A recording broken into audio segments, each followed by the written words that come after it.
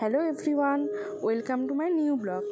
আজকে যে দিনের ব্লগটা শেয়ার করছি দিনটা ছিল বুধবার, আর আমরা চলে গেছিলাম একটা নতুন মোমো দোকানে। মোমো দোকানটা মেদিনীপুরের বড় বাজারে অবস্থিত। এখানের মোমোগুলো খেতে কিন্তু দুর্দান্ত সুন্দর ছিল, আর কোটিংটাও ছিল খুবই পাতলা, স্টাফিংটাও ছিল বেশ ভালো, আর স্যুপটাও খেতে কিন্তু বেশ ভালোই ছিল। তারপরেই আমরা চলে গেছিলাম মেদিনীপুরের বিদ্যাসাগর হলে একটা মেলা দেখে। সেই মেলাতে অনেক রকমের জিনিসপত্র ছিল, বাচ্চাদের জামা কাপড় আর হেয়ার অ্যাক্সেসরিজ, বিভিন্ন ঘর সাজানোর জিনিস, আচার, বেডশিট, বেড কভার, আরও নানা রকমের অনেক রকম জিনিসপত্র ছিল। তারপর আমরা দেখতে পেলাম মেলাতে বসেছে হলদিয়ার একটা স্পেশাল মাশরুম দোকান, আর মাশরুম পকোড়া খেতে আমরা সবাই মোটামুটি কম বেশি ভালোই বাসি।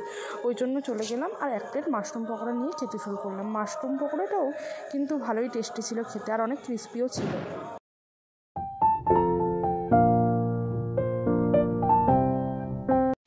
মোমো ফুচকা খেয়ে বাড়ি ফেরার পরে এসে আবার দেখছি মা রান্না করছে ঝাল ঝাল চিকেন, আর সঙ্গে ছিল রুটি। এত কিছু খাওয়ার পরে পেটে খুব একটা জায়গা ছিল না, কিন্তু চিকেনটা দেখে আর লোভ সামলাতেও পারলাম না। ওই জন্য রাত্রেবেলা সবাই মিলে বসে পড়লাম, টেস্টি টেস্টি চিকেন আর রুটি দিয়ে একটা করে ফেললাম। আর ভালো লাগলে অবশ্যই একটা লাইক, কমেন্ট অ্যান্ড শেয়ার করে দিও।